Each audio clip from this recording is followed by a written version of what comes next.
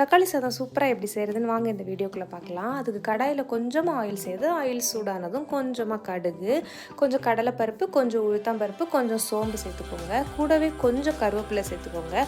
அப்புறமா இன்றைக்கி நான் ஒரு ஆனியனை கட் பண்ணி அதையும் சேர்த்துருக்கேன். அது கூடவே கொஞ்சம் உப்பு போட்டு நல்லா வதக்கி விட்டுருங்க.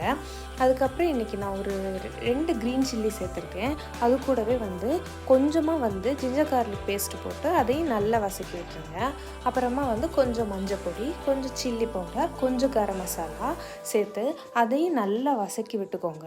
அதுக்கப்புறம் நான் இன்றைக்கி ஒரு ஆனியனுக்கு 2 தக்காளி எடுத்திருக்கேன். தக்காளியும் சின்ன சின்னதாக கட் பண்ணி அதையும் சேர்த்து நல்லா கலந்து விட்டுட்டு கொஞ்சம் தண்ணி ஊற்றி மூடி போட்டு நல்லா வேக வச்சுருங்க. நல்லா வெந்ததும் நான் இன்றைக்கி 1 கப் ரைஸை பாயில் பண்ணி எடுத்து வச்சுருக்கேன். அதையும் இதில் சேர்த்துட்றேன். இதை நல்லா கலந்து விட்டுருங்க. அவ்வளோதான், நம்மளோட தக்காளி சாதம் சூப்பராகவே ரெடி ஆயிடுச்சு. இந்த வீடியோ உங்களுக்கு பிடிச்சிருந்த அந்த சேனலை மறக்காமல் சப்ஸ்கிரைப் பண்ணிடுங்க. தேங்க்ஸ் ஃபார் வாட்சிங்.